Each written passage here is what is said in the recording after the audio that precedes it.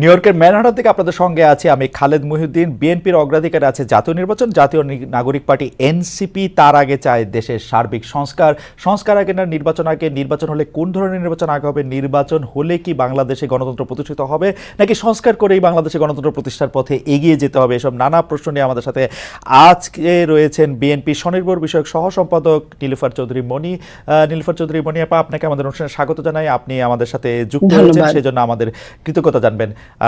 আমাদের সাথে আরো আছেন জাতীয় নাগরিক পার্টির যুগ্ম আহ্বায়ক ডক্টর তাজনুবা জাবিন। ডক্টর তাজনুবা জাবিন, আপনাকে আমাদের অনুষ্ঠানে স্বাগত জানাই। আপনি আমাদের সাথে যুক্ত হয়েছেন আর সেই জন্য আমাদের কৃতজ্ঞতাও জানবেন। শুভেচ্ছা আপনাকে। আমি আমি আমি আমি প্রথমেই মনি আপা আপনার কাছে যেতে চাই। প্রথমেই বলে রাখি, মনি আপা আপনার সঙ্গে অনেকদিন পরে দেখা হলো, সেটা আমাদের জন্য আপনার বক্তব্য আমি প্রায়ই শুনি, কিন্তু আমার সঙ্গে আপনার কথা মালা হয় না, সেটা মেলা দিন হয়েছে। যাই হোক, আমি আপনাকে প্রথমেই যে বিষয়টার দিকে আপনার দৃষ্টি আকর্ষণ করতে চাই সেটা হচ্ছে যে মনি আপা,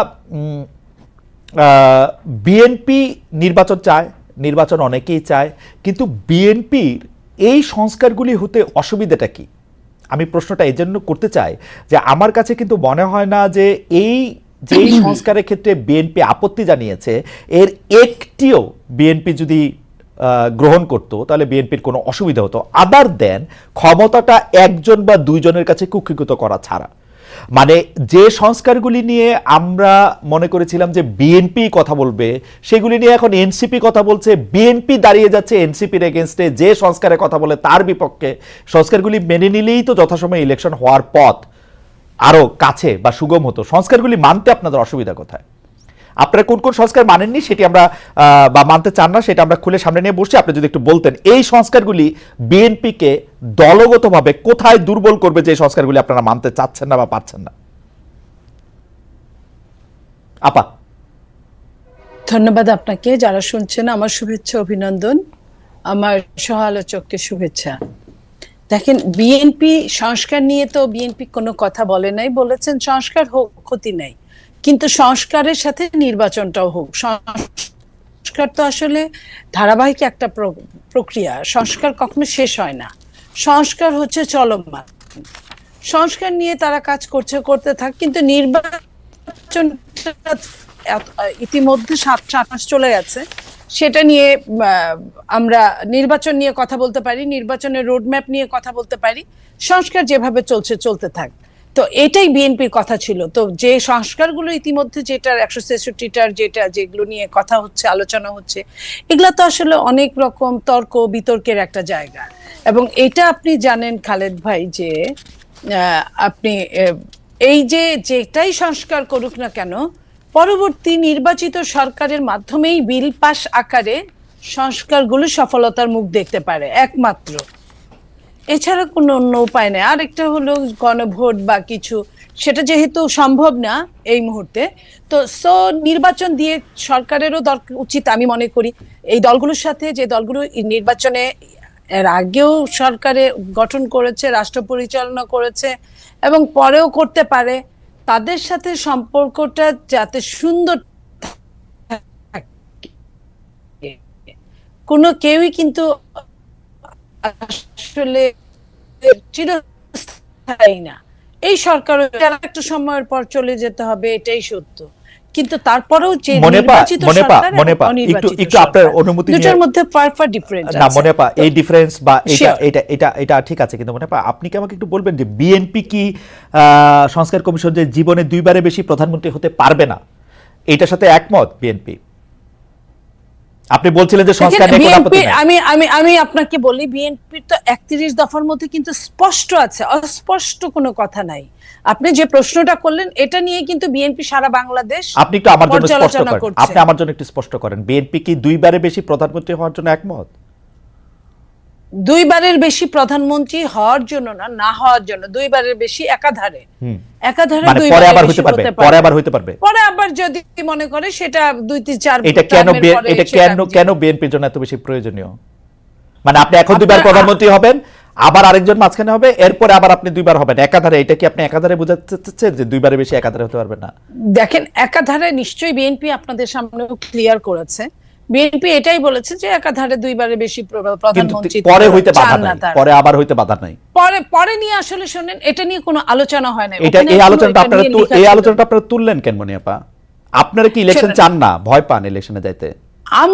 আমরা ভয় পাবো? আপনি কি এটা বলতে পারেন না, যে তাহলে এটা এই যে থাকলে যে অবস্থাটা না ছিল? আপা, আমি আপনাকে একটু বুঝাই বলি। এই সংস্কারে যেই কথাগুলিতে আপনি আসলে একমত হন নাই, দুইবারের বেশি প্রধানমন্ত্রী হবে কিনা পরবর্তীকালে, এগুলি আপনাদের কোনোভাবেই আর দ্বিমত পোষণ করার কিছু ছিল না। আপনারা বললেই পারতেন যে হ্যাঁ আমরা এগুলি মানি, সংস্কার করে ফেলো, 1 মাসের মধ্যে সংস্কার হয়ে যেত, 2 মাসের মধ্যে ইলেকশনের জন্য প্রস্তুত হয়ে যেত। আপনারাই তো ইলেকশনটা দেরি করলেন এই সংস্কারের ব্যাপারে কথা বলে, তাই না?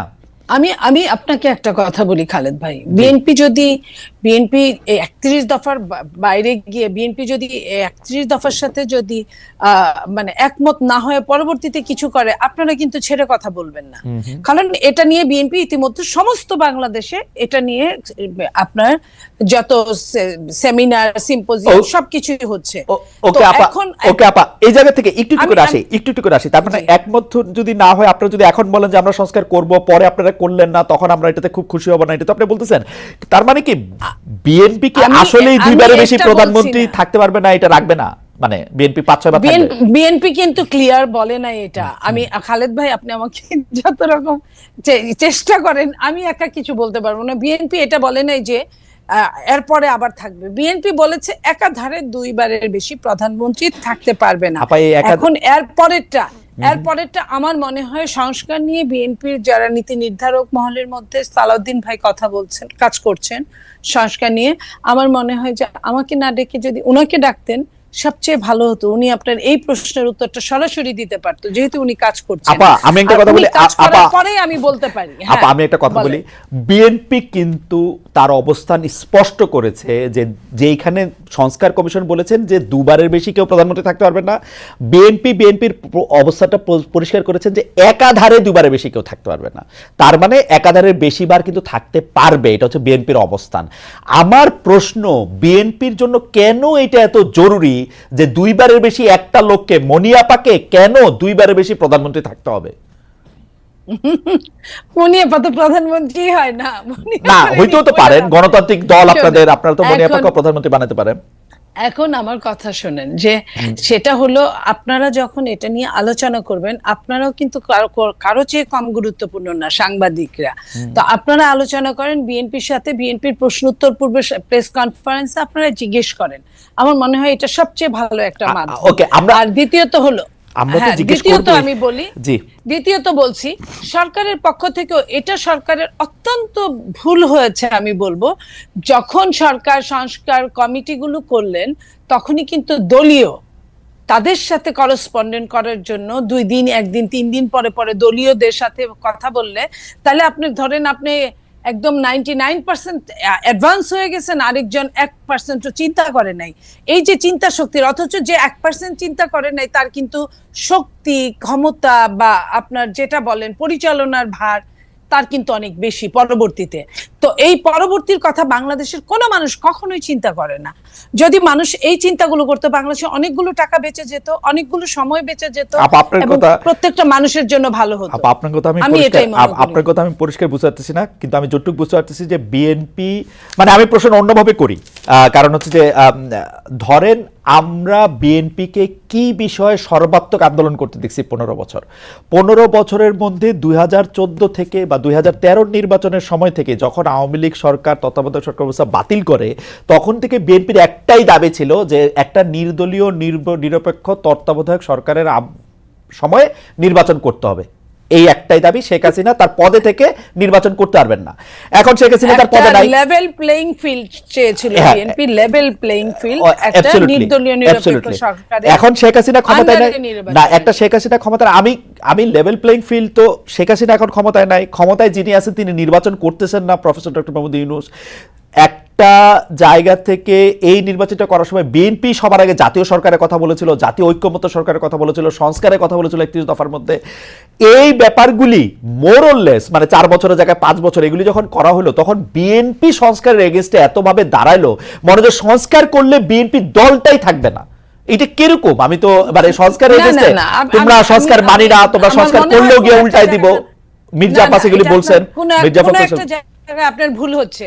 আপনি যদি কথাই শুনেন, ধরেন আমি কথা বলছি, আমার নেতা জনাব তারেক রহমান কথা বলছে, আপনি কোনটা লুফে নেবেন বলেন তো? জনাব তারেক রহমানের আপনি কথা তো লুফে নেবেন। জনাব তারেক তারেক রহমানের জি। কথা, তো জনাব তারেক রহমান কথা বলছেন, পাশাপাশি আপনার ধরেন মির্জা আব্বাস, উনি অনেক বড় নেতা বাট স্পোকসম্যান না। উনি উনি এটা উনি এটা মানে ওইভাবে আপনি নাও ধরতে পারেন, বাট Okay. আপনি দেখেন আমাদের নেতা তারেক রহমান সাহেব কি বলছেন। উনি উনি যদি বলেন, আপনি উনার কোড ধরে উনার ইনভার্টেড কমার মধ্যে আমাকে কোনো প্রশ্ন করেন, আমি সেটার কথা বলবো। জনাব তারেক এখন রহমান কি আপনি সংস্কারের বিচ্ছিন্ন- পক্ষে? জনাব তারেক রহমান কি সংস্কারের পক্ষে? অবশ্যই যেটুকু সংস্কার দরকার, কিন্তু সংস্কার এবং নির্বাচনকে মুখোমুখি করার পক্ষে না, সংস্কারের পক্ষে। সংস্কার তার নিজস্ব গতিতে চলতে থাকবে, রাইট। জনাব তারেক রহমান সবসময় এটা বলেন, সংস্কার কমিশনে সংস্কার তার নিজস্ব গতিতে চলতে থাকবে। এবং এই সংস্কারটা কাকে নিয়ে? আপনাকে নিয়ে, আমাকে নিয়ে, এবং আমার সাথে আরেকজন যিনি চকশোতে আছেন তাদেরকেও নিয়ে, প্রত্যেককে নিয়ে, বাংলাদেশের প্রত্যেকটা প্রতিনিধিকে নিয়ে সংস্কার। তো সেইখানে এককভাবে তো কেউ কোনো ডিসিশন দিতে পারে না, না সরকার দিতে পারে, কারণ এই সরকার নির্বাচিত না। আমার কাছে যেটা মনে হয়েছে যে জনাব তারেক রহমানকে না জিজ্ঞেস করে তো আর বিএনপি সংস্কারে কোনগুলি মানে আর কোনগুলি মানে না সে সম্পর্কে তাদের মতামত দিয়েছে। আমরা দেখেছি যে তারেক রহমান সাহেব সরাসরি নিজের মুখে বলেন না, কিন্তু বিএনপির মতামত আমরা দেখেছি, আমরা ধরেই নিয়েছি যে এতে নেতারও সায় আছে। এখন আপনি যদি বলেন যে এটা ধরেন না, আপনি এটা ধরেন না, আপনি দেখেন না, আপনি জনাব তারেক রহমান সাহেব প্রায় প্রতিদিন বক্তব্য দিচ্ছেন, নিশ্চয়ই দু একদিনের মধ্যে এটাও চলে আসবে। আমার মনে হয়, আমি আশা করবো জনাব তারেক রহমান মেনে নেবেন, দুইবারের বেশি প্রধানমন্ত্রী হবে না, একবার একাধার কোনো শব্দ ইফ বার্ডস এগুলো যুক্ত করবেন না। আমি আশা করবো যে আরো যে দুই একটা জিনিস আমি দেখলাম, আমি আশা করবো এটা মনে আপনার মতো আমরাও একটু আশাই করতে পারি। আমি একটু ডক্টর জাবিনের কাছে যাই, আপনার কাছে আবার আমি ফিরে আসবো। ডক্টর জাবিন, আমি একটা প্রশ্ন সরাসরি করতে চাই যে এনসিপি বা এই যে জাতীয় নাগরিক পার্টি কিভাবে বিএনপির শত্রুতে পরিণত হলো, মানে বিএনপিকে কিভাবে শত্রু গণ্য করতে থাকলো। যেমন আপনাদের একটা জনপ্রিয় বয়ান আমরা এরকম শুনি যে আপনারা 15 বছর কোথায় থাকেন, 15 বছর আপনারা পারেন নাই, কিন্তু 15 বছর যে বিএনপি পারে নাই সেইটার দায় কিন্তু আমাদের সবার। যেমন এই বৈষম্য বিরোধী ছাত্র আন্দোলন যখন জীবনের ঝুঁকি নিয়ে রাস্তায় এসে দাঁড়ালো, তারা যখন মরতে শুরু করেছিল, আপনিও প্ল্যাকার্ড নিয়ে রাস্তায় দাঁড়িয়েছেন, আপনি একজন পেশাজীবী, আমরাও আমাদের জায়গা থেকে যা করার দরকার তা করতে চেয়েছি, তা করতে চেষ্টা করেছি। কিন্তু বিএনপি যখন করতে চেয়েছে, বিএনপি যখন শেখ হাসিনাকে সরাতে চেয়েছে, তখন আমাদের কাউকে কিন্তু পাশে পায় নাই। এই 15 বছর ধরে সংগ্রামরত, তারপর হচ্ছে বিভিন্নভাবে মজলুম দলটা কিভাবে এনসিপির সবচেয়ে বড় প্রতিপক্ষতে পরিণত হলো। তারা কথায় কথায় বিএনপিকে শ্লেষ করে, বিএনপি পারে নাই, বালুর ট্রাক সরাতে পারে নাই, দৌড়ানি দিয়ে আগে যদি দিতেন তাহলে এতদিনে ওরা পলায় যেত, এগুলি বিএনপিকে কেন শুনতে হইতেছে? মানে বিএনপির অপরাধটা কি? এবং সেটা কিন্তু আজকে থেকে না, প্রথম দিন থেকে। এবং বিএনপির অপরাধ আমি সরাসরি দেখি যে বিএনপি একটা নির্বাচন চায় এবং নির্বাচন করে এটা দেখতে চায় যে কারা আসলে কটুক দিতে পারে। আপনি যদি আমাদের একটু বলতেন ডক্টর জাবিন। ভাই, আপনাকে ধন্যবাদ মনি আপা, এবং যারা দেখছেন সবাইকে শুভেচ্ছা। যে কেন 15 বছরে বিএনপির ডাকে মানুষ রাস্তায় নামে নাই বা সবাই এই গণ অভ্যুত্থানে অংশ নেয় নাই, কেন অচেনা অজানা কয়েকজন ছাত্রের ডাকে নিয়েছে, এটার যদি একটা ব্যাখ্যা আমি খুব সংক্ষেপে বলি। বিএনপি সবসময় যে নির্দলীয় সুষ্ঠু নির্বাচন, ফ্যাসিবাদের এই যে তাদের যে 31 দফা, যেটা 2.5 বছর আগে 2023 সালের 13 জুলাই যে 31 দফা, সেখানে তারা একটা সুষ্ঠু নির্বাচনের জন্য চেয়েছে, সেটা ফ্যাসিস্টের সাথে হাসিনা থাকা অবস্থায়। আর এই অচেনা অজানা ছেলেগুলা বা মেয়েরা, এই তরুণরা এই গণ অভ্যুত্থানের ডাকটা দিয়েছিল ফ্যাসিবাদ ব্যবস্থা বিলোপের জন্য। এই পুরো ব্যবস্থাটার বিরুদ্ধেই কিন্তু তারা মানুষকে ডাক দিয়েছিল, এবং এই জন্য এখানে কিন্তু একটা বিশাল পরিবর্তন, মানে ফেসিবাদ ব্যবস্থা বিলোপের জন্য ডাকটা দিয়েছিল। আপনি বলতে চাইছেন যে কোটা আন্দোলনের শুরু থেকেই ডাকটা ছিল, নাকি আপনি জুলাইয়ের অগাস্টের 2 তারিখের কথা বলছেন? না, যখন আন্দোলনটা ওই পর্যায়ে যায়, যখন আন্দোলনটা একদম ঘনীভূত হয়, রাইট, তার আগ পর্যন্ত কিন্তু এটা একটা অরাজনৈতিক আন্দোলন ছিল। আপনারা এবং আমরা দেখেছি যে মুক্তিযুদ্ধের স্লোগান, বঙ্গবন্ধুর স্লোগান মুখে নিয়ে আন্দোলনটা অংশগ্রহণ করতে, যেটার সাথে শেখ হাসিনা বা ফেসিবাদী ব্যবস্থা বিলোপের কোনো চিহ্ন ছিল না এই আন্দোলনের মধ্যে আসলে, অগাস্টের 2-3 তারিখ পর্যন্ত। কিন্তু যখন সেই রাতে রাজাকার যে তাদের যে বয়ান সেটা দিয়ে যখন তারা ছাত্র জনতাকে ট্রিগার করলো, তখন কিন্তু পুরো আন্দোলনের মোড় ঘুরতে শুরু করলো। এবং আপনি যে প্রসঙ্গটা বললেন যে শত্রু, আসলে ফ্যাসিবাদ, বিএনপি কিন্তু একটা ফ্যাসিবাদ বিরোধী শক্তি, এই গণ অভ্যুত্থানেরই অন্যতম স্টেক হোল্ডার। এবং গত 15 বছরে তাদের যে নির্যাতন, তাদের প্রত্যেকটা নেতা কর্মীদের বিরুদ্ধে যে অজস্র মামলা, এটা অস্বীকার করে কোনো উপায় নাই। কিন্তু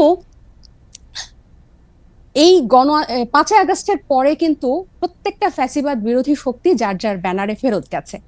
এখন যখন গণ অভ্যুত্থানটা নিয়ে প্রশ্ন ওঠে, গণ অভ্যুত্থানের ভাগিদার নিয়ে প্রশ্ন ওঠে, সবাইকে কিন্তু সমান সেটার অংশীদার তারা দাবি করে, খুব ভালো কথা। কিন্তু যখন ব্যর্থতা বা কোনো ধরনের জবাবদিহিতার মধ্যে পড়তে হয়, তখন কিন্তু শুধু ছাত্র তরুণদেরকে পড়তে হয়, বা এই গুটি কয়েক ছাত্রকে ধরে পড়তে হয় যে, এবং এই শত্রু বা তারা 15 বছরে কিছু পারে নাই, এই কথাটা কিন্তু শুধু ছাত্র তরুণদের পক্ষ থেকে যায় না, তা জনগণের পক্ষ থেকেও যায়।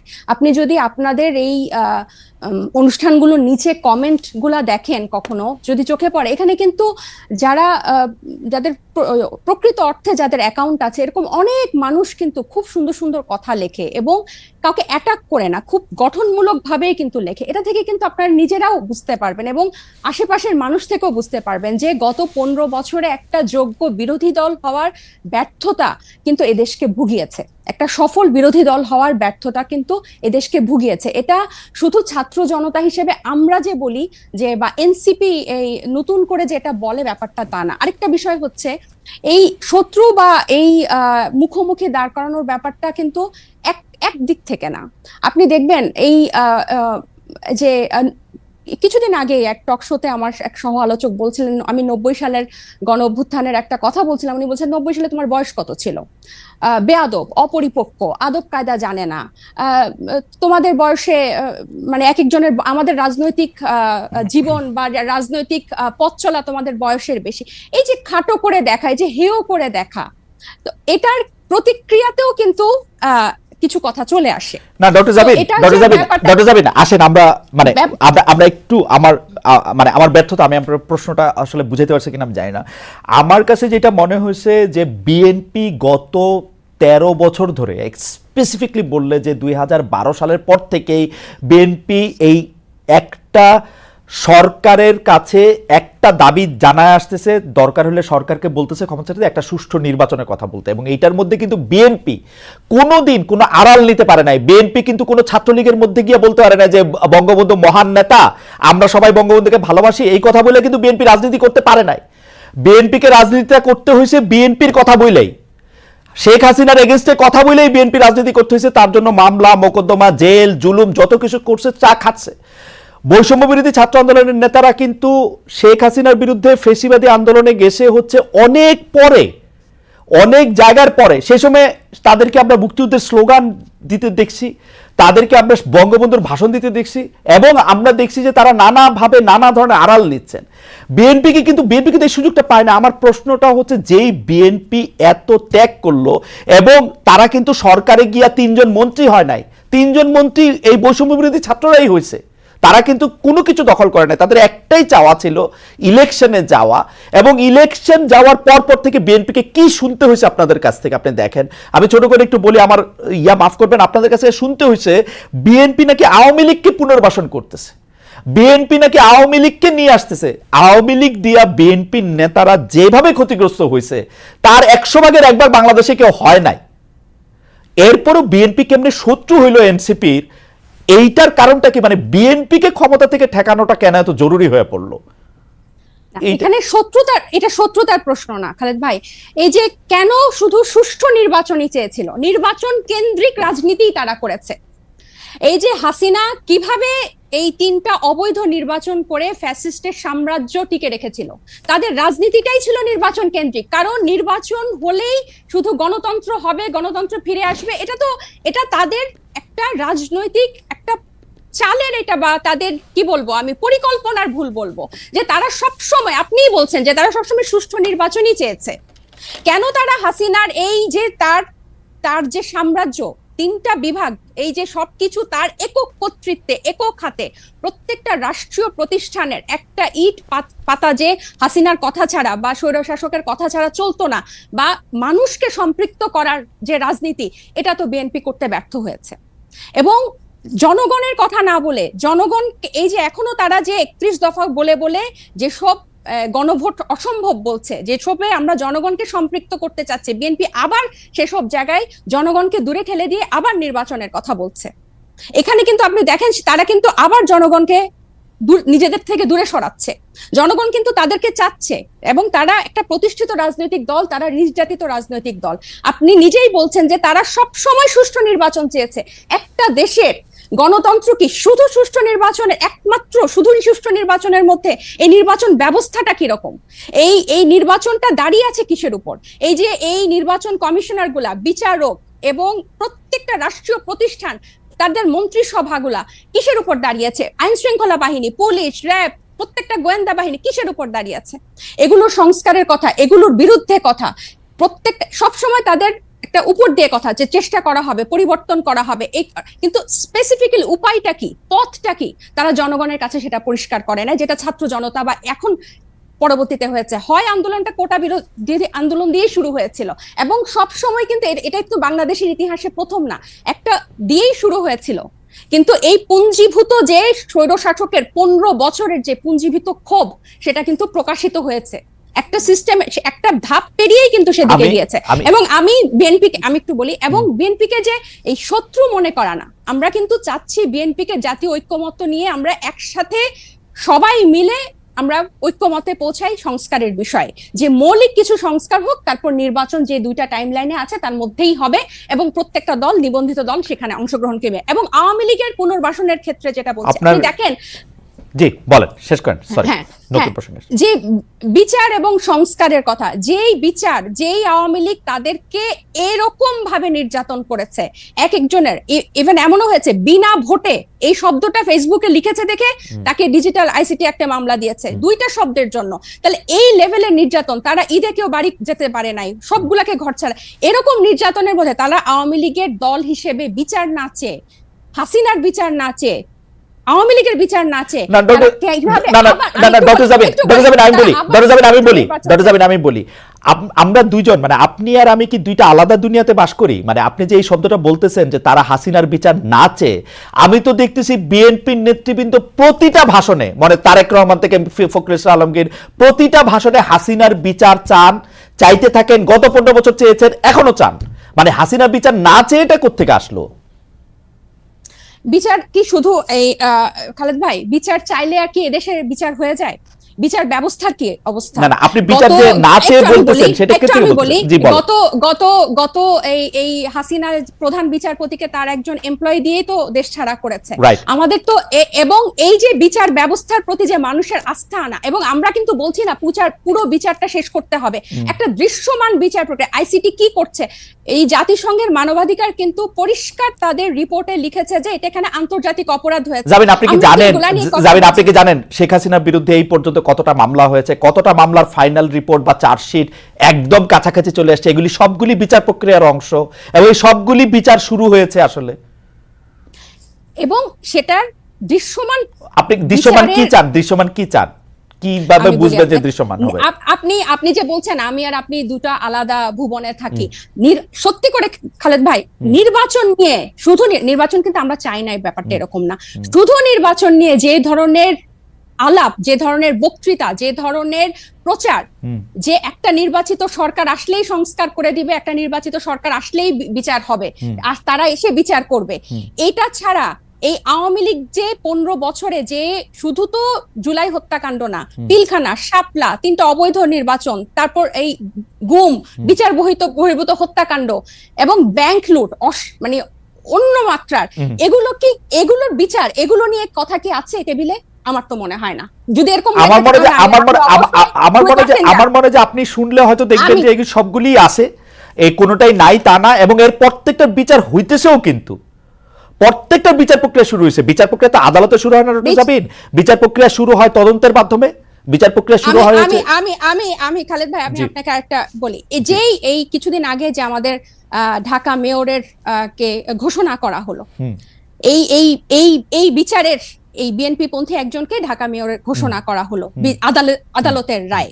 আপনি কি মনে করেন যে পূর্ণ আস্থা 7 মাসের মধ্যে, 7 মাস আগে যে হাসিনা 15 বছর এরকম একটা ভঙ্গুর বিচার ব্যবস্থা তৈরি করে 7 মাসের মধ্যে বিদায় নিল, আর 7 মাসে সব ওয়াশ হয়ে গেল, সবাই এটা নিশ্চয়তা দিবে? আমি আপনাকে একটু শেষ করে, আমরা কিন্তু এই বিচার ব্যবস্থাটারও কিন্তু সংস্কার চেয়েছি, এবং সবাই যে বলে, ওনারা যে বলে যে সংস্কার দীর্ঘ চলমান প্রক্রিয়া এবং অনেক দিন ধরে চলবে এবং পানির মতো প্রবাহ, সব ঠিক আছে, কিন্তু এটার একটা স্পেসিফিক, আবার আমি বলছি, পন্থা পদ্ধতি, যে এই করলে বিচার হবে, এই ভাবে এটা হচ্ছে, এতটুকু অগ্রগতি হয়েছে, আইসিটিতে এতটুকু হচ্ছে, বা এরকম হবে। আমার মনে হয় যে আমাদের যে 15 বছরের যে ভঙ্গুর বিচার ব্যবস্থা, সেটার পরে যে আমাদের কিন্তু এই সন্দেহটা রয়ে যায় প্রত্যেকটা শহীদ।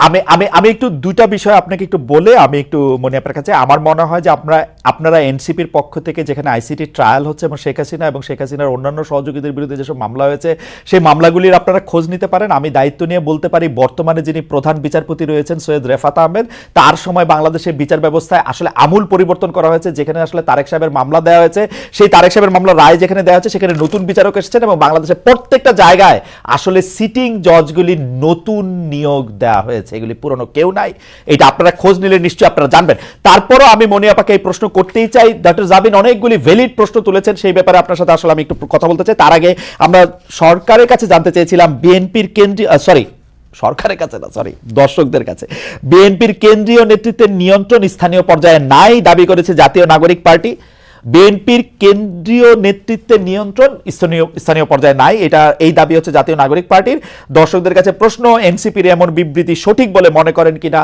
শতকরা 87% দর্শক এই বক্তব্যের সাথে একমত পোষণ করছেন, শতকরা 13% দর্শক একমত হন নাই। 64,000 দর্শক, আমি যখন এই প্রিন্ট আউটটি নিয়েছি তখন 64,000 দর্শক ভোট দিয়েছিলেন, এখন তার চেয়ে অনেক বেশি ভোট দিয়েছেন। মনে পাবে যে প্রশ্ন করতে চাই, সেই প্রশ্নটি হচ্ছে অনেকটা এরকম যে আমরা দেখেছি যে জনাব তারেক রহমানের সকল মামলা তুলে নেওয়া হয়েছে এবং ইন অ্যাবসেন্সিয়া। আমরা দেখেছি যে এই মেয়র ইশরাকের কথা বলা হয়েছে, আমরা দেখেছি এই সরকার ইভেন ডক্টর ইউনূস ক্ষমতা নেওয়ার আগেই বেগম জিয়ার সকল মামলা তুলে নেওয়া হয়েছে। সেটি যৌক্তিক বা অযৌক্তিক সেই জায়গায় আমি আসতেছি না। আমার কথা হচ্ছে যে এত সব কিছু থাকা সত্ত্বেও সব জায়গায় আপনাদের ফেভারেবল, সব মানে প্রশাসন, পুলিশ, বিচারালয় সবকিছু আপনাদের ফেভারে থাকা সত্ত্বেও আপনারা কেন মনে করতেছেন না যে এই এখন একটা লেভেল প্লেইং ফিল্ড হয়েছে?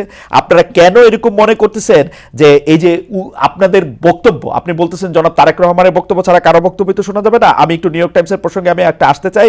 আপনাদের কেন এরকম মনে হইতেছে যে টাকা দিয়ে নিউ ইয়র্ক টাইমসে প্রতিবেদন ছাপিয়েছে আওয়ামী লীগের দোসররা? আপনি যদি প্রথমে বিচার বিভাগের কথা বলতেন যে কোনো এক ম্যাজিকে সব মামলার রায় আপনাদের পক্ষে যাচ্ছে কিনা, তারপরে নিউ ইয়র্ক দেখেন, আমি প্রথমে আগে আপনার কথাটা বলি যে মামলাগুলো যেটা উঠেছে, আপনি জানেন যে এগুলো সবগুলো মামলাই রাজনৈতিক মামলা, রাজনৈতিক প্রতিহিংসামূলক মামলা।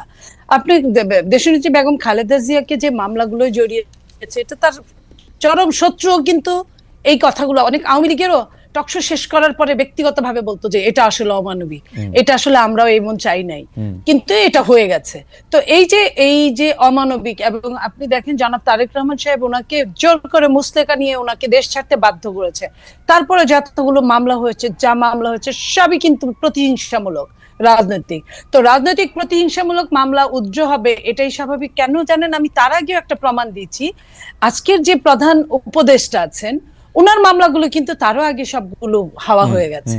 যেভাবে শেখ হাসিনা ক্ষমতায় আসার পরে আপনি জানেন যে 1/11 পরে দেশনেত্রী বেগম খালেদা জিয়ার উপরে 1/11 প্রয়োগ করা সত্ত্বেও তাকে কিন্তু মামলা দিতে পারে নাই তৎকালীন অনির্বাচিত সরকার। কারণ এই মামলাটাও, যে মামলাটা জিয়া আরফানেজ নিয়ে হয়েছিল, সেটাও কিন্তু তারা চার্জশিট দিতে পারে নাই, বিধায় খারিজ হয়ে গিয়েছিল মামলাটা, কারণ কোনো তথ্য উপাত্ত কিছুই ছিল না। এটা আবার পরবর্তীতে আওয়ামী লীগ ক্ষমতায় আসার পরে আওয়ামী লীগ এটা ব্যক্তি কুন্দলে, ব্যক্তি আক্রোশে এই কাজগুলো করেছে। তো এই জায়গায় যদি আপনি তো আইন প্রণয়ন করেছেন এক সময়। আমি আপনাকে একটা ছোট্ট জিনিস বলি, যদি আপনি রাজনৈতিক মামলা বা কি কারণে মামলা উঠেছে, আমি জনাব তারেক রহমানের মামলার কথাই ধরি, ওই মামলাটা আসলে কি কারণে হয়েছে? 21শে আগস্টে গ্রেনেড হামলায় তার সাথে সংশ্লিষ্টতা ছিল কি ছিল না, কোনো একটা দুর্নীতির সঙ্গে তার সাথে সংশ্লিষ্টতা ছিল কি ছিল না, সেই মামলাটা যদি আপনার তুলতেও হয় আপনার পেপার বুক পড়তে একটা সময় লাগবে, আপনাকে বলতে হবে, কারণ এটা একটা কম্পিটিটিভ কম্পিটিটিভ কোর্ট। আপা সময় নিয়েছে আপনি এরকম বলতে চান? কয়দিন হিয়ারিং হয়েছে? উনি ইন অ্যাবসেন্সিয়া কেন ছিলেন? এর আগে উনি ইন অ্যাবসেন্সিয়া ছিলেন কারণ তিনি ভয় পাচ্ছিলেন যে কোর্টে তার বিরুদ্ধে এখন তিনি উপস্থিত হন নাই কেন? কয়দিন সময় নিয়েছে? 8টা মামলার পেপার বুক কতগুলি বড় আপনি জানেন আপা?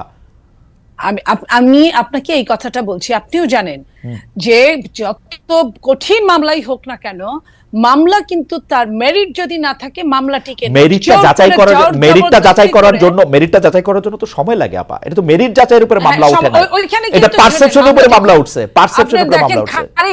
আমি বলি খারিজ যখন হয়ে গেল মামলাগুলো যখন, তখন কিন্তু বিচারক কিন্তু এই কথাগুলো কিন্তু জাজে বলে গেলেন যে এই কারণে এই মামলাটা টিকলো না, যে কথাগুলো আগে বলতে পারে না। বিচার বিভাগ যখন চরমভাবে আপনার হস্তগত, চরমভাবে যখন খারাপ অবস্থায় বিচার বিভাগ, তখন কিন্তু এই কথাগুলো কেউ বলতে পারে না। আপনি জানেন তারেক রহমানের পক্ষে একজন বিচারক যখন তার পক্ষে রায় দিয়েছিল, তাকে কিভাবে দেশ ছেড়ে পালিয়ে যেতে হয়েছিল, তারকে কিভাবে তার স্ত্রী তার সন্তানদের কিভাবে কত কষ্ট করে তার স্ত্রীকে মারা যেতে হয়েছে। তো এই যে কষ্টগুলো, এটা দেখে কিন্তু পরবর্তী জাজরা কিন্তু অ্যালার্ট হয়ে গেছে। তারা কেউ খুব বুদ্ধিমান যারা, তারা বিব্রত বোধ করেছে, বাকিরা কিন্তু জোর করে তারা প্রমোশন নেওয়ার জন্য বা পরবর্তীতে অনেক কিছু ফ্যাসিলিটিস নেওয়ার জন্য। আপনি দেখেন প্রধান বিচারপতি উনি কি করেছিলেন, উনি নিজেও অনেক সুবিধা নিয়েছিলেন তৎকালীন। তো এই যে এই কারণগুলোর জন্য যে এই মামলাগুলো যে মেরিটে টিকবে না, এটা আপনিও জানেন। কিন্তু তারপরেও কিন্তু সময় নিয়ে 4-5 মাসে, কিন্তু মাত্র কয়েকদিন আগে তারেক রহমান সাহেবের সবগুলো মামলা থেকে উনি মুক্ত হলেন, মাত্র কয়েকদিন আগে, এই 7 মাস যাবত। কিন্তু আপনার কাছে মনে হয় যে বিচার বিভাগকে ঠিক প্রভাবিত করা যায় না, এটা আপনি বলতেছেন তাই না? না, প্রভাবিত তো একটা সময় করা গিয়েছে। না এই সময় না শেখ হাসিনা সরকারের কথা আমরা বলতেছি না, শেখ হাসিনা সরকারের কথা বলতেছি। আমি এই সময়টা অন্য কোনো কথাই যাব না। আমি এই সময়টা শুধু এইটুকু বলবো যে যারা সাফারার ছিল, খুদ প্রধান উপদেষ্টা সহ যারা আক্রোশের ইসে ছিল, তারা কিন্তু অনেকেই মুক্ত হয়েছে এই জায়গাটায়। তার মানে যে সম্পূর্ণ প্রভাব মুক্ত বিচার বিভাগ, এটা তার মানে হচ্ছে যে যখন ডক্টর ইউনূসকে মামলা মুক্ত করে তখন ওনারা হচ্ছে প্রভাবযুক্ত, যখন আপনাদেরকে ছেড়ে দেয় তখন হচ্ছে প্রভাব মুক্ত, তাই তো? নো, আমি বলেছি উনারটা যখন হয়েছে একই ক্রাইটেরিয়ার মধ্যে যদি আরগুলা পড়ে বা তার চেয়েও হালকা ক্রাইটেরিয়া যদি পড়ে, তাহলে কিন্তু ওগুলো কিন্তু বানচাল হয়ে যাওয়ার কথা। আমি এই কথাটাই বলেছি। ওকে, ঠিক আছে। আমি তার মানে বলি নাই যে প্রভাব মুক্ত হলে কিন্তু ওনারও সময় নিত, ওনারও মিনিমাম 7 মাস সময় নিত। ওনার কিন্তু 7 মাস সময় নেয় নাই খালেদ ভাই, এটা আপনি একটু খেয়াল করেন। আমি একটু জাবিনের কয়েকটা প্রশ্নের উত্তর দিতে চাই, আপনি যদি একটু সময় দেন। সেটা হলো, জাবিন প্রথমেই বলছে যে তারা ফেসিবাদের জন্য, বিলোপের জন্য মাঠে নেমেছিল। যদিও আপনি প্রতিবাদ করেছেন, আমি এটা আবারও বললাম, ওনারা 4 তারিখের আগ পর্যন্ত কোটার জন্যই ছিল, চাকরির জন্যই তাদের আন্দোলন ছিল। তাদের আন্দোলন এখন সরিষার মধ্যে ভূত রাখার জন্য, যদি ভূতটা থাকে সেটা তারা জানবে, এটা অন্য কেউ জানার কথা না। কারণ তাদের যারা যুদ্ধ করেছে, যে কয়েকজনের নাম আমরা দেখি সামনে, তাদের ম্যাক্সিমামই কিন্তু ছাত্রলীগ করতো সেই মুহূর্তে। তো সেই মুহূর্তে ছাত্রলীগ করতে বাংলাদেশের সবার জন্য এটা ভালো হলেও, আওয়ামী লীগের ঘর থেকে আসার পরে এটাকে এক ধরনের মুনাফিকি বলে, অন্য কিছু বলে না। তাদের জন্য আমি সবার জন্য এই কথাটা বললাম। আমার লাভ হয়েছে, দেশের লাভ হয়েছে, আমি অস্বীকার করব না। কিন্তু এই লাভের জন্য ওরা তো তবু 1-1.5 বছরের একটা প্ল্যান করে 1-1.5 মাসের মধ্যে থেকে এটা এক্সিকিউশন করে, সেটা কোটা দিয়েই পারুক আর যাই দিয়ে পারুক, ওরা তো এটা এক্সিকিউশন করে দেখাইছে। আমরা কি সেদিন মাঠে ছিলাম না? আপনারা মাঠে ছিলেন, কিন্তু আপনারা মাঠে মরেন নাই, মরছে উনারাই। আমি কে বলেছে আমাদের লোক বেশি মরেছে? ছাত্ররা। সেটা আপনারা দাবি করেন, আমি বলি প্লিজ, জি, কয়জন ছাত্র আমি প্রত্যেকটা শহীদের প্রতি শ্রদ্ধা রেখে কথা বলছি। এবং কয়জন ছাত্র যারা বাকি ছিল সবই অনেক বেশি, তার চেয়ে অনেক বেশি রিকশাওয়ালা, ভ্যান গাড়ি চালক, আপনার দলীয় নেতা, বিএনপি, অবশ্যই বিএনপি। রিকশাওয়ালা তো বৈষম্য বিরোধীর কথা শুই নাই আসছে, বিএনপির কথা শুনে তো আসে না। কোন বৈষম্য বিরোধী না। শোনেন, যখন আপনি মানবতার জন্য 28 অক্টোবরে তো বাংলাদেশের মানুষ রিকশা চালাইতো আপা, 28 অক্টোবরে তো বাংলাদেশের মানুষ রিকশা চালাইতো, তারা তো আসে নাই। আমি আপনাকে এটাই বলি, এই জন্যই তো মুনাফেক হতে হয়েছে। আমি এখন ওদের পক্ষেই কথা বলছি। জি বলেন। কারণ হ্যাঁ, ওরা যদি বিএনপি হয়ে নামতো, ওদের কিন্তু অনেকেই কিন্তু বিএনপি সন্তান, হ্যাঁ। বড় বড় নেতার উপদেষ্টারাও কিন্তু বিএনপি সন্তান। ওরা যদি ওই বিএনপি হয়ে নামতো, তাহলে কিন্তু ওদেরও অবস্থা 14 শিকের মধ্যেই হতো, ওরা নামতে পারতো না। ওদের অনেক রকম প্ল্যান করে, অনেক রকম ভাবে ঘুরে ঘুরে এই কাজগুলো করতে হয়েছে। তো এই কাজগুলো করতে গিয়ে হয়েছে কি, ওরা নিজেদের মধ্যে হারায় গেছে। এই যে মানে মুনাফেকি চরিত্রটা এখন প্রকাশ পাচ্ছে। আপা একটু ছোট করে বলি যে আপা, যখন এটা প্রকাশ পাওয়া গেল, এই সরকার কিন্তু, আমি যত কথাই বলি, 25 জুলাই মানে শেখ হাসিনা সরকার কিন্তু 25-26 জুলাই কিন্তু বুঝে ফেলছে যে এই ছাত্রদের আসলে মূল উদ্দেশ্য কি। যখন মূল উদ্দেশ্য কি, যখন তাকে বুঝে ফেলে, তখন যাদের ক্র্যাকডাউন করতে চাইছে, ওরা তো মাঠে দাঁড়ায় ছিল আপা, চলে তো যায় নাই। আমরা কিন্তু এই জুলাই আগস্টের আগে বিএনপি কে অসংখ্যবার জিনিসটা কাছাকাছি চলে আসতে দেখছি। আমি আপনাকে বলি, ওরা কিন্তু অনেকেই চলে গেছিল, অনেকেই হাত তুলে ফেলছিল, অনেকেই মুসলেকা দিয়েছিল, কিন্তু ওরা নিজেরাও জানে নাই যে ওরা একটা গ্রুপ চলে যাওয়ার সাথে আরেকটা গ্রুপ নেমে গিয়েছিল। ওরা কাউকে চিনে না, কারণ সমন্বয়কদের একজনের সাথে আরেকজনের কোনো সংশ্লিষ্টতা ছিল না সারা বাংলাদেশের। ওরা যখন হাত তুলে ফেললো, ওরা যখন মুস্তাকা দিল ডিবি অফিসে, তখন কিন্তু আরেক গ্রুপ নেমে গেল। ওরা কিন্তু ওরা জানতো না, ওরা জানেও নাই। সো দ্যাট এটা কিন্তু অনেক প্ল্যান ছিল। এই প্ল্যানের মধ্যে বিএনপি ওয়ান অফ দেম। বিএনপির এই যে ছেলে আজকে এখন যদি ওরা ডাকে, এখন কিন্তু অত ছেলে মেয়ে হয় না। এই তাহলে বাকি ছেলে মেয়েগুলা কারা ছিল এটা নেপথ্যে? আমরা কি করেছি দেখেন, 3 তারিখে আমি নিচে শহীদ মিনারে গিয়েছি। আমি বলি, ঘুরে দেখে আমি দেখি ছাত্র দলের কয়েকটা জায়গায় ছোট ছোট জাতলা গুল হয়ে বসে গান গাচ্ছে, বিভিন্ন বক্তৃতা দিচ্ছে এবং আমি পয়েন্টটা এটাই বলতে চাই যে নেপথ্যে ওই যে বলে না যে কারু সিলাই সিন্নি খাইলা মুন্সি চিনলা না, এই মুন্সি চেনার জন্য আমি কথাটা বলছি। দিন যত যাবে তত আরো ক্লিয়ার হবে যে মুন্সিটাকে কারু সিলাই সিন্নিটা হয়েছিল। আমি ওই সিন্নির কথাই বলতে চাচ্ছি। আপনি একটু আমাদের পরিষ্কার করে বলেন, কারু সিলাই সিন্নি আগেও ছিল, আপা কারু সিলাই সিন্নি মুন্সি কে? বিএনপি। আমি আপনাকে একটা কথা বলি, বিএনপি 15 বছর 15.5 বছর মাঠেই ছিল, মাঠেই আছে। বিএনপি যখন নিজের নামে কখনোই এই সরকারকে ফ্যাসিস্ট, এটা কিন্তু নরমাল কোন সরকার না, একটা ফ্যাসিস্টকে যখন বিএনপি তুলতে পারবে না একা, তখন অন্য যেভাবে আসুক, বলেন না যে মুমূর্ষু রোগীর জন্য সবকিছু হালাল। এই জুলাই আগস্টটা ছিল মুমূর্ষু রোগী। আমার মনে হয় আপনার বক্তব্য পরিষ্কার। আমরা দেখছি হেফাজতের সময় আসলে বিএনপি বলছিল যে তারা পাশে আছে, তারা পাশে থাকতে বলছিল, বেগম জিয়া আহ্বান জানিয়েছিলেন, তারা বিভিন্ন সময় আসলে পাশে ছিলেন। এই কথা আমার অস্বীকার করার কোনো উপায় নাই। বিএনপি সবসময় আওয়ামী লীগের বিরুদ্ধে যে কোনো কিছু হইলেই বিএনপি পাশে ছিল। কিন্তু আপনি এই যে একটু নিউ ইয়র্ক টাইমসের প্রতিবেদনটাকে একটু বলবেন যে আপনাদের যিনি অফিস সামলান, আপনাদের যিনি মুখপাত্র যেন রুহুল কবির রিজভী বলছেন টাকা দিয়ে নিউ ইয়র্ক টাইমসের প্রতিবেদন ছাপিয়েছে আওয়ামী লীগের দোসররা, এটাকে আপনিও মনে করেন এরকম? 1-2 লাইন যদি বলেন, কারণ আমাদের আবার একটু দেখেন, আমি নিউ ইয়র্ক টাইমসের ওগুলো আমি এটা নিয়ে কিছুই বলতে চাই না, এই কারণে যে রাজনীতির কিছু ক্রাইটেরিয়া থাকে, ধারাবাহিকতা থাকে। সেটা একসময় আওয়ামী লীগ এরকম করতো, মেঠো বক্তৃতা বলতো বা কিছু। আমি এটা বলতে চাই, এটা আরো প্রমাণ সাপেক্ষে, কারণ রিজভী আহমেদ আমার চেয়ে বড় নেতা, উনি যা বলেছেন, ওনার ওইটা একটা বিবৃতি ছিল। বাট আমি এখানে টকশো করছি। আমি আরেকটু কথা জাবিনের বলতে চাই। আমরা কি আবার একটু ঘুরে আসবো? জাবিন আরেকটু কথা বলুক, আরেকটু কথা সহ বললেন, তাহলে তো অনেকগুলো জমে যাবে। আচ্ছা ঠিক আছে, আমি একটু ছোট করে বলে নেন। জি আপা, এই যে পিলখানা শাপলা, এইসবের বিচার এখন যেটা বলছেন জাবিনরা, যে এই বিচারগুলো কি বর্তমান সরকার চায়? পিলখানার বিচার কি চায়? পিলখানার বিচার কি আদৌ পাচ্ছে?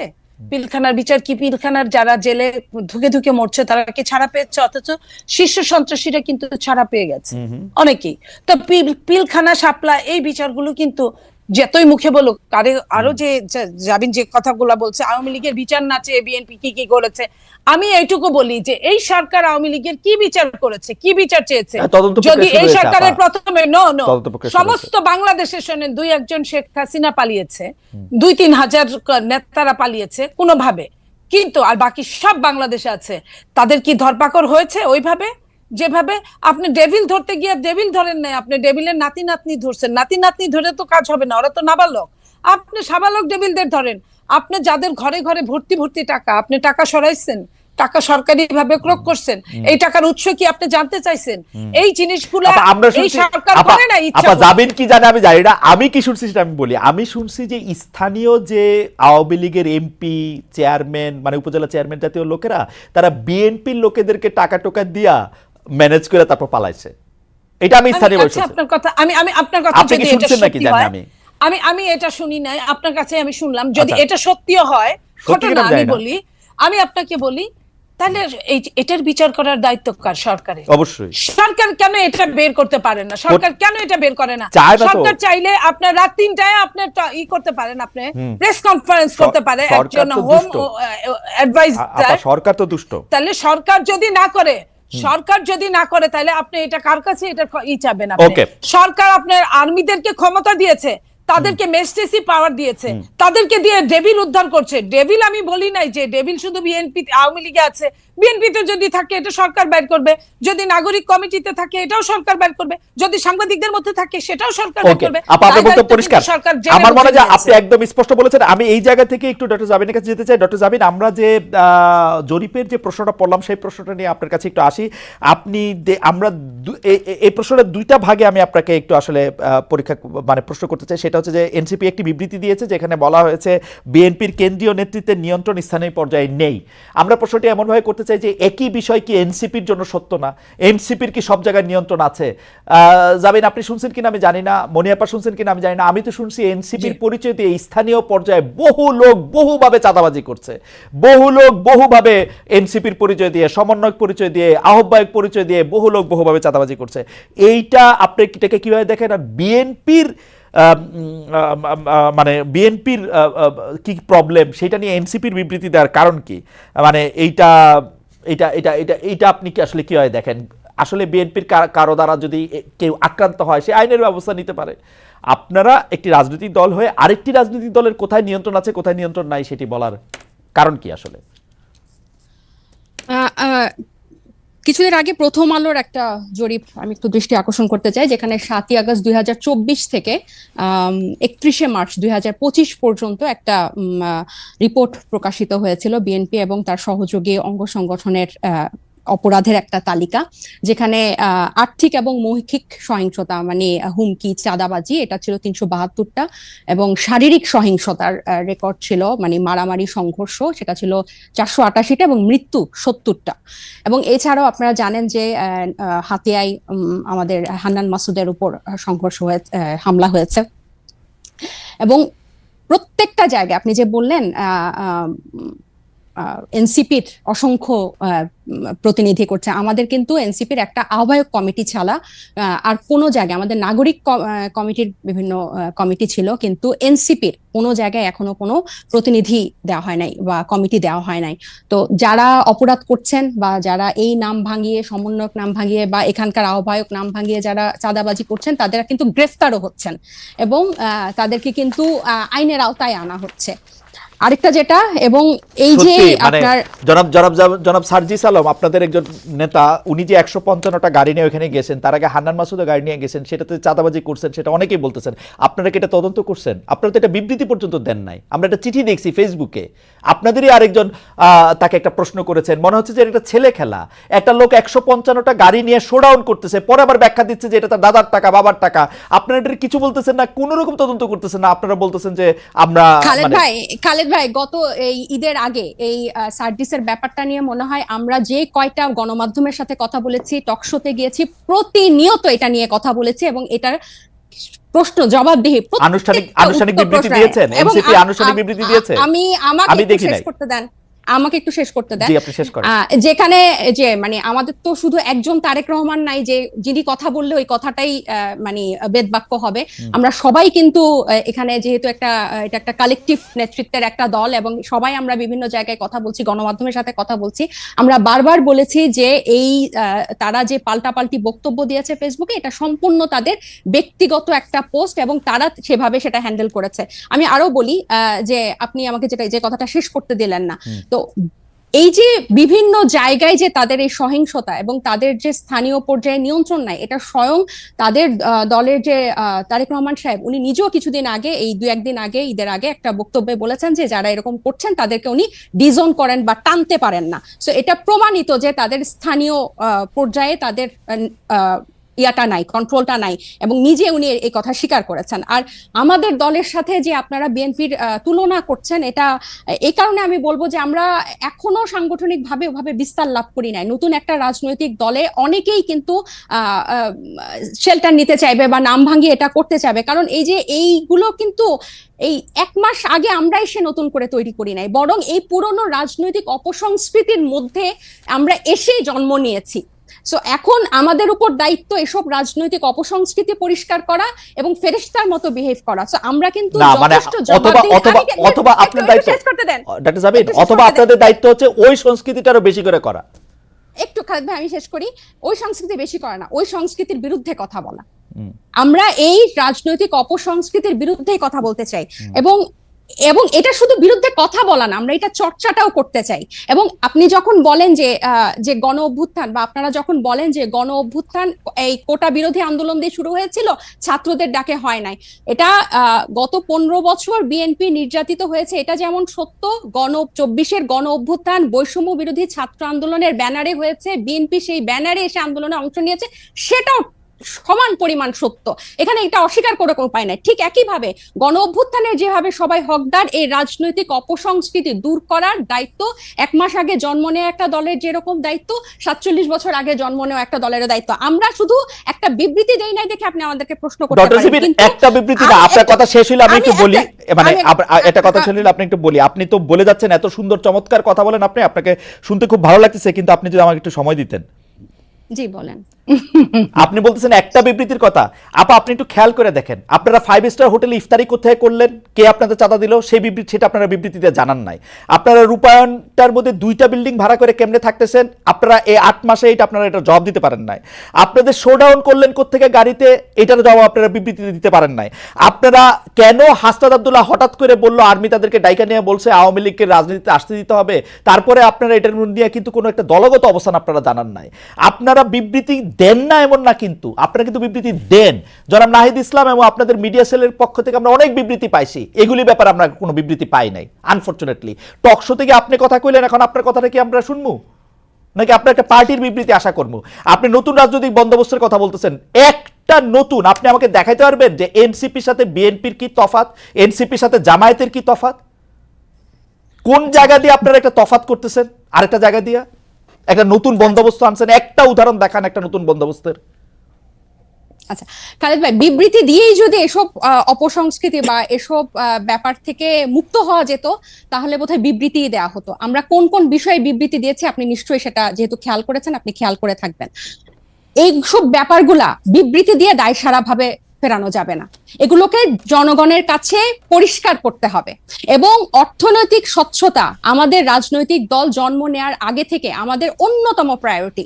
শুধু বাংলাদেশে কোন রাজনৈতিক দলের এই গত 53 বছরের রাজনৈতিক সংস্কৃতিতে অর্থনৈতিক স্বচ্ছতা কখনো কোনো রাজনৈতিক দল দেখায় না। এবং আমরা জন্ম নেওয়ার আগে থেকেই এই আলোচনা, আপনি যে 8 মাস বললেন, জন্ম নিয়েছে 1 মাস আগে, এর আগে থেকে আমরা যখন এই প্রক্রিয়ার মধ্যে ছিলাম, এটা ছিল আমাদের অন্যতম প্রায়োরিটি। আপনার একটা জিনিস, একজন ব্যক্তি একটা রাজনৈতিক দলের 1-2 জন কিছু করবে, সেটাকে ডিফেন্ড করে একটা বিবৃতি দিয়ে কিন্তু ব্যাপারটা থেকে দায়সারা হওয়া যাবে না। বরং আমাদের হোমওয়ার্কটা হচ্ছে, আমাদের কর্মযজ্ঞটা হচ্ছে এই জিনিসটা কিভাবে স্বচ্ছভাবে মানুষের কাছে পরিষ্কার করা যায়, যাতে এটাই হচ্ছে আমাদের বিএনপি এবং জামাতের থেকে আমাদের পার্থক্য। বিএনপি এবং এই যেসব রাজনৈতিক দল স্টাবলিশ ছিল, তারা কি শোডাউনের রাজনীতি করে নাই? তারা কি পেশি শক্তি দেখায় নাই? তারা কি আর্থিক প্রভাব প্রতিপত্তি দেখায় নাই বিভিন্ন জেলায়? এটা তো আপনি অনেক অভিজ্ঞ, আপনি অনেক বছরের আপনার অভিজ্ঞতার। আমি বলি, আমাকে শেষ করতে দেন যে এখন এটা থেকে আমরা ডিফারেন্ট কিভাবে হব, যে এগুলোকে আমাদেরকে চেক করতে হবে। বিবৃতি দিয়ে কিন্তু এখান থেকে দায়সারা ভাবে আমরা মুক্তি পেতে পারবো না। এগুলোকে আমাদের অ্যাড্রেস করতে হবে, এগুলোকে ফ্লেক্সিবল করতে হবে, কিভাবে জনগণের কাছে পৌঁছানো যায়। এবং এই ইফতারের কথা এবং রূপায়ণ টাওয়ারের অর্থের কথা আমরা বারবার বলেছি, সেটা টকশো অন্যতম মাধ্যম বাংলাদেশের না না, আপনারা এটা পরিষ্কার বিবৃতি দিতে কি অসুবিধা? বিবৃতি দিতে কি অসুবিধা আপনাদের? বিবৃতি দিতে কি অসুবিধা? ভাই এটা না, কোনো অসুবিধা নাই, কারণ আমরা মনে করেছি মানে এটা লিখিত কোনো কথা বলছেন না কেন যে নাহিদ ইসলাম স্বাক্ষরিত একটি বিবৃতি এরকম যে আমরা রূপায়ণ টাওয়ারের টাকাটা অমুক জায়গা থেকে পাই, একটু বলতে অসুবিধা কোথায়?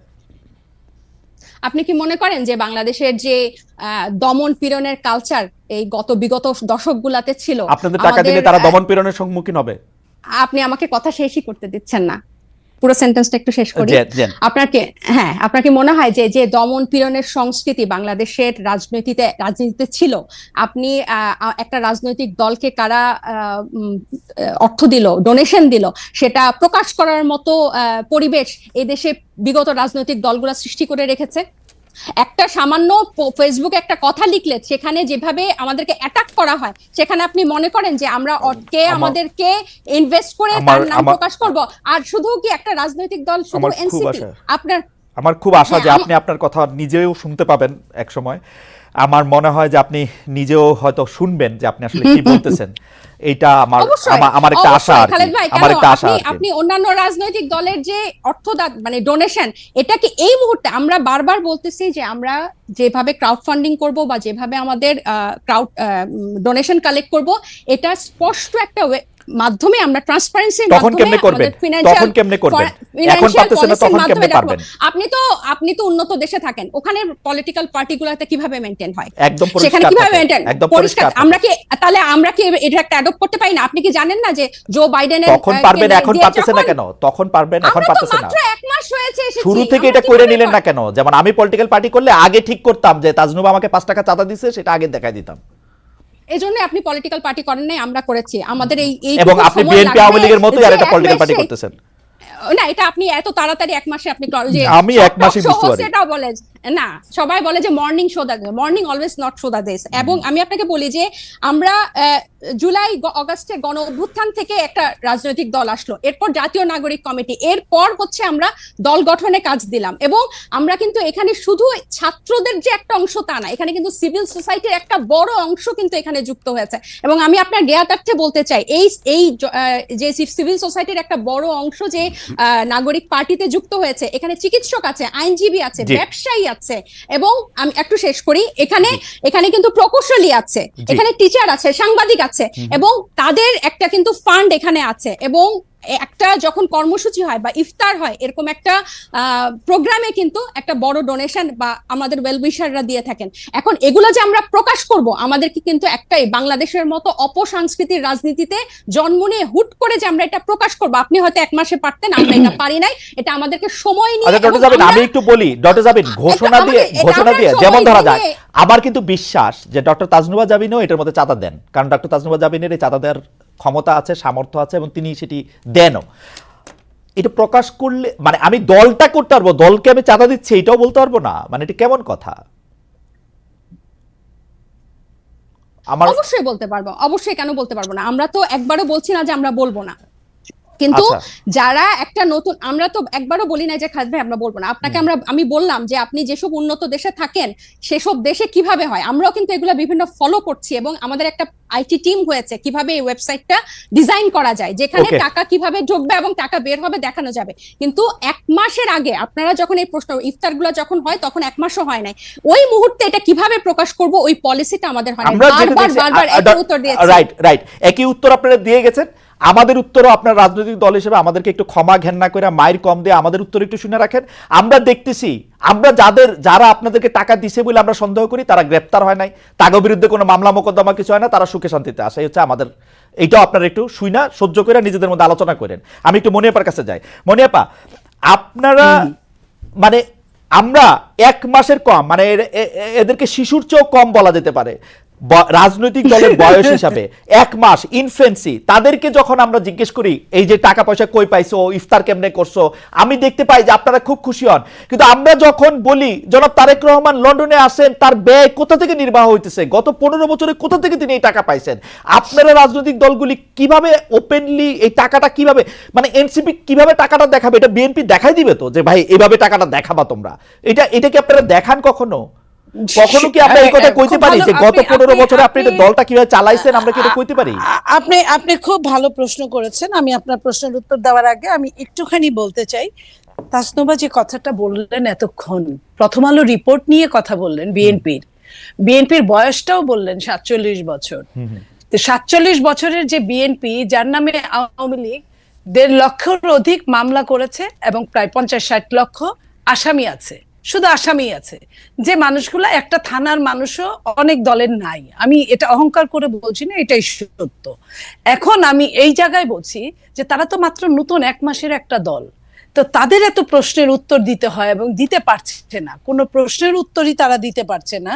টিউশনি করা যে উপদেশটা 6 কোটি টাকার না না আপা, আপনি আপনার কথা বলেন, 30,000 আপা টাকা আপনি কথা বলেন, পাঞ্জাবি পরে। আপনি যে অর্থনৈতিক আমার স্বচ্ছতা কথাই ওর কাছ থেকে বলবো। দাবি করেন, আমি আপনি যে অর্থনৈতিক স্বচ্ছতা আমি আমার জাতীয় কথাটার নাগরিক পার্টি, উত্তর অবশ্যই দিব। জাতীয় নাগরিক পার্টির আমি কাছে, তাহলে আপনি আমি আরেকটা আপনাকে- প্রসঙ্গ এনে তো লাভ নাই, টিউশনি করেন যে না, না, কর্মকর্তা, না, তার জবাব আমি- আমরা সে দিবে। আমি সেই প্রশ্নটার উত্তর অবশ্যই দিব। আমি বলি নাই যে কন্টিনেন্টালের 10টা হোটেল, কন্টিনেন্টালের 10টা রুম আটকায় রেখে 53 কোটি টাকা এই 1 মাসের একটা বাচ্চা দলের, শিশু দলের 53 কোটি টাকা এই কথা কষ্ট সত্য করার না, মতো অবস্থা। এই কথা সত্য না, এবং এটা আমি বিএনপির এটা বলি প্রপাগান্ডা, নাই। এটা বিএনপির আমি বলি- প্রপাগান্ডা। আমি এটাও বলি নাই, এটা বিএনপির পত্রিকায় প্রপাগান্ডা। দেখেছি, আমি পত্রিকায় দেখে কথা বললাম।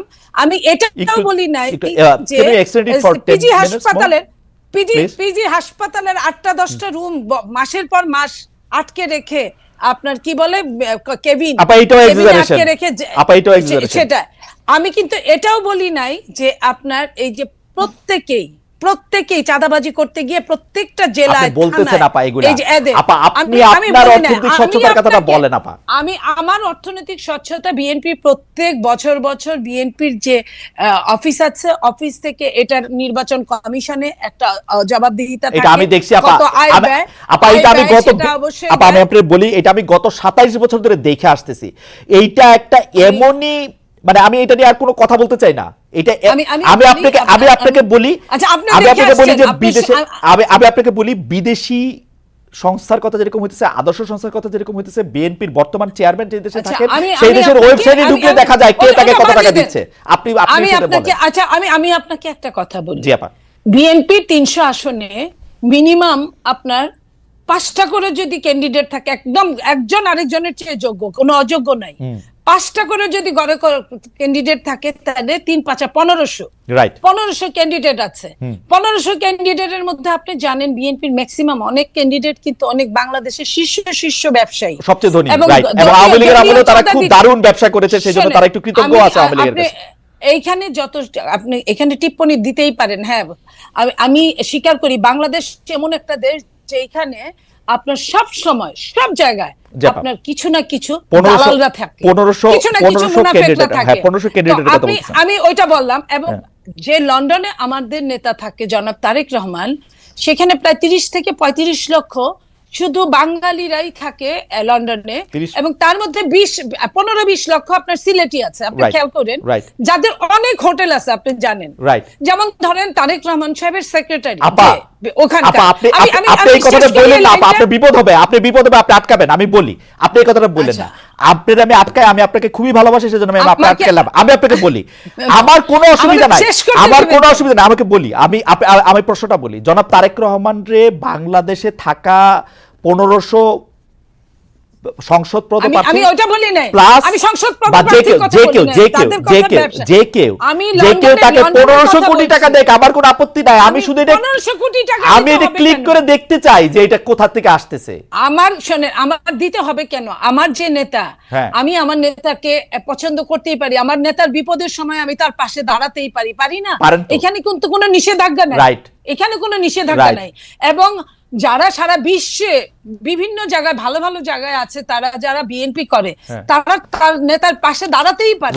আমি কিন্তু এই কথাটা বলছি, তার জন্য তাকে যে কিছু করতে হবে সে তো সারাদিন কিছু করতে হবে না, একজন পাবলিক পারসন হিসেবে আমাকে দেখাবে, তার টাকাটা কোত্থেকে আসতেছে। আপা, একটু চাওয়া আমাদের। এটা আপনারা এক কাজ করেন, আপনারা সাংবাদিক, আপনার মনে কি কখনো এই প্রশ্ন এসেছে? আমি যখন 1 মাস বয়সে কোথায় পাবো তারেক সাহেবকে জিজ্ঞেস করার জন্য? আপনাদের ছাড়া কারে পাবো? আপনাদের সঙ্গে তো তার ভার্চুয়াল মিটিং হচ্ছে, আপনাদের সঙ্গে হয়তো হবে, সামনে অনেকের সাথেই হয়, তো আপনারা ওইখানেই জিজ্ঞেস করেন। উনাকে আপনারা জিজ্ঞেস করতেই পারেন আপনার ভার্চুয়াল কাছে মিটিং এ কি মনে হয় সাংবাদিকদের সঙ্গে যেদিন আপা, আমি প্রশ্নটা একটু অন্যভাবে করি, আপনার কাছে কি জি। মনে হয় যে বিএনপি যেভাবে অর্থনৈতিকভাবে চাঁদা বলি টাকা বলি যেটা যেভাবে হ্যান্ডেল করে বা মানুষের টাকা, এটা কি আসলে স্বচ্ছ, মানে দিস ইজ দ্য আইডিয়াল, আমি এইটাই করা উচিত আমি এনসিপির? আপনাকে আমি আপনাকে একটা কথা বলি, বাংলাদেশের যে সিস্টেম রাজনীতিবিদদের জন্য, রাজনীতির, আমি সত্যিকার মন থেকে বলছি আপনাকে, সেই সিস্টেম কোনোটাই ভালো নয়। যে বলেন না, পকেটের সংখ্যা যত বাড়ে পকেট মারের সংখ্যা ততই বাড়ে। Absolutely. তো ওই পকেট মারের সংখ্যা বাড়াটা নেগেটিভ রাজনীতি, নেগেটিভ প্রতিযোগিতা, নেগেটিভ প্রশাসনিক কার্যক্রম, নেগেটিভ সবকিছু, এগুলা কিন্তু বাংলাদেশে কোনো তুলনাহীন হতেই আছে। তো সেই জায়গায় আপনারা পজিটিভের জন্ম দেন, পজিটিভের জবাবদিহিতা, ট্রান্সপারেন্সির জন্ম দেন। সেইখানে প্রত্যেকেই, আপনি যে বলছেন যে চমৎকার একটি কথা আপনার ডক্টর জাবিন সাংবাদিকরা- বলছিল যে আমরা কিন্তু আন্দোলনে কে আগে ছিলাম, কার কত কৃতিত্ব সেটার ভাগ নিতেছি, এই নতুন বন্দোবস্ত করার ভাগ নিব না, আমরা একটু দেখাবো না যে 2025 থেকে বিএনপির টাকা হইলো এই। না, ওরা তো, আমি বলি আপনাকে, জেবিন যেটা বলছে এটা একদম ডাহা ভুল, আমি মিথ্যা বলবো না। ভুল এই জন্যই যে আপনার জেবিনরা কি বলছে, বাংলাদেশকে একটা সুন্দর স্বপ্ন দেখাইছে, বাংলাদেশের সব প্যারেন্টসদেরকে, বাবা মাদের, তারা একদম আলাদা বাংলাদেশ করবে। আলাদা বাংলাদেশ কে আমি অধম, তুমি তারও চেয়ে অধমতর, অধিকতর অধমতম হইবে না, এটা তো না। এটা কবি কি বলেছে, আপা, আমরা আওয়ামী লীগ প্রসঙ্গে আছি, আমরা একদম শেষ পর্যায়ে। আমার হাইপোথিসিস মার্কা প্রশ্নটা একটু শুনেন। বিএনপি যে 15 বছর ব্যর্থ হয়েছে, এর কারণ হচ্ছে আমরা কেউ বিএনপির পাশে যাই নাই, আর ওরা যে ব্যর্থ হইতেছে এই দায়ও ওদের না, আমরা কেউ ওদেরকে সাহায্য করতেছি না কিন্তু আসলে। না, ওদেরকে যারা সাহায্য অবশ্যই করছে, আপনার অরিজিনাল মাস্টারমাইন্ড ওদের সাথেই আছে। আচ্ছা ঠিক আছে, ওদেরকে ভুল আওয়ামী লীগ প্রসঙ্গে একটু বলেন, পরিচালিত করছে। আওয়ামী লীগ প্রসঙ্গে একটু বলেন আপা, আপনারা কি আসলে আওয়ামী লীগের, মানে আপনারা যত গালি আওয়ামী লীগের আওয়ামী লীগ শাসনামলে দিতেন, এখন গালি একটু কমে গেছে মনে হয়? আপনাদের সাথে কি কোনো আমি একটা জিনিস বলি শোনেন, যে মানুষটা চোখের সামনেই নাই, যে মানুষটার সবকিছু নিয়ে পালিয়েছে, যে মানুষটাকে ধরতে পারছে না, যাও ধরার কথা সেটা সরকার ধরছে না, যে মানুষটা আমার সামনে নাই। আজকে কথা কি ছিল, আমার সঙ্গে জেবিনের টকশো করার কথা ছিল না, আমার সাথে আওয়ামী লীগের একজন হয় পতিত নেতা, এমপি বা মন্ত্রী, এদের সঙ্গে করার কথা ছিল। সো যে মানুষটাই নাই, তার নিয়ে আকাইমা খালি মানে গীবত করাটা, এটা গীবতের পর্যায়ে পড়ে। আর বিচারটা আমাদের চেয়ে, বিএনপির চেয়ে পুর খাওয়া, এই 15.5 বছর কত যে পুকুর পারে, ঘাটে ঘাটে আপনার কি ডুবার নিচে, হঠাৎ করে আওয়ামী লীগের প্রতি আপনাদের একটু ভালোবাসা বাড়ছে কিনা মনে আপা, সেটা বলেন। শোনেন, যে কোনো মানে কষ্টে আছে ভদ্রমহিলা, বিদেশে আছে, দেশে আসতে পারছে না, আমি ওটা বলছি না। ওরকম কোনো কষ্ট, আমরা বিএনপি হলে এরকম একটা দল, উদারনৈতিক দল, বিএনপি হলে এরকম একটা দল, যে দলটা এরকম যে একটা বাঘ 10টা মানুষ খেয়ে ফেলছে, তারপরে বাঘটা গুলি খায়, আহত হয়ে কাতরাচ্ছে, বাঘটার কাছে হয়তো এক গ্লাস পানি নিয়ে গেল। এটা কিন্তু সৃষ্টিকর্তাই এই বিধানটা দিয়ে দিয়েছে। তার মানে এই না যে বাঘের বিচার হবে না, এটা চায় না, এটা অবশ্যই চায়, কিন্তু বাঘটাকে, যেটা আমি আপনাকে লাস্ট বলি, যে ফাঁসি দণ্ডে আসামি, ফাঁসির যে আসামি, তাকেও কিন্তু মৃত্যুর আগে চেক করা হয় সে সুস্থ কিনা। সে যদি অসুস্থ হয় তার কিন্তু ফাঁসি হয় না। আমি ওই কথাটাই বলছি। আমি অবশ্যই আওয়ামী লীগের বিচার আমাদের চেয়ে বেশি কেউ চাইতে পারে, এটা আমি বিশ্বাস করি। মনে আপনাকে ধন্যবাদ। আমরা একদম শেষ পর্যায়ে শেষ প্রশ্ন নিয়ে, আসলে প্রশ্নটা এর আগে করার একটু যাবেন, কিন্তু আমরা আসলে মানে আমার ইন্টারাপশনের কারণে বা অন্য জায়গায় এটা চলে যাওয়ার কারণে অর্থনীতি বিষয়টা নিয়ে বেশি আলোচনা করার জন্য এটা খুব আলোচনা আসে না। আমি প্রশ্নটা আবার করি, এইটা আপনি আপনার মতো করে উত্তর দেন। সেটা হচ্ছে, বিএনপি নিজেকে মধ্যপন্থী বলে থাকে, এনসিপিও নিজেকে মধ্যপন্থী বলছে, জাতীয় নাগরিক পার্টি নিজেদেরকে খুবই মধ্যপন্থী বলছে। বিএনপি রাজনীতির সঙ্গে আপনাদের পার্থক্যটা কোথায়? আমরা আসলে জামাত ইসলামী নেতাদের সঙ্গে খেলাফত মজলিসের মামুনুল হক এর যে রাজনীতি, তার সঙ্গে বিএনপির তুলনায় এনসিপি নেতাদের উঠা বসা বেশি দেখতে পাচ্ছি, সংস্কার বিষয়ে চাহিদা কাছাকাছি দেখতে পাচ্ছি। আপনি যদি একটু বলেন যে বিএনপির রাজনীতির সঙ্গে আপনাদের পার্থক্য কোথায়, কার রাজনীতির সঙ্গে আপনাদের মিলটাও কোথায়, ডক্টর জাবিন? আমরা মধ্যপন্থী দল, এবং এখানে যখন জাতীয় নাগরিক কমিটি থেকে যখন জাতীয় এনসিপি হয়, আমাদের এখানে কিন্তু অনেক এই জুলাই গণ অভ্যুত্থানপন্থী অনেক মানুষ কিন্তু বিভিন্ন মতের, বিভিন্ন আদর্শের, কিন্তু তারা যখন জুলাইয়ের পরে দেশকে নতুন ভাবে দেখা শুরু করেছে, বা এখন অবস্থার অনেক পরিবর্তন, নতুন ভাবে ভাবতে শুরু করেছে, তখন কিন্তু অনেকেই এই ছাত্র জনতার নেতৃত্বে যে নতুন দল সেখানে এসে যোগ দিয়েছে বা আগে কমিটিতে যোগ দিয়েছে। এখন এই জুলাই পরবর্তী বাংলাদেশ নিয়ে কিন্তু অনেকের ইচ্ছা, অনেকের আকাঙ্ক্ষা, অনেকের কন্ট্রিবিউশনের যে প্ল্যানিং, এগুলো সবকিছু চেঞ্জ হয়েছে। তো আমরা কিন্তু সবাইকেই কিন্তু যারা আমাদের সাথে আছেন, আমরা কিন্তু সবাইকে নিয়েই কিন্তু সামনে আগাতে চাই, এবং এই বাংলাদেশপন্থী যারা, তাদেরকে নিয়ে আগাতে চাই। কিন্তু এই যে ধর্মভিত্তিক রাজনীতি আসলে এনসিপি করবে না, কিন্তু যে একটা সামাজিক পরিসরে যে একটা ধর্মের যে একটা নিয়ম কানুন আছে, এটার প্রতিও কিন্তু আমরা শ্রদ্ধাশীল।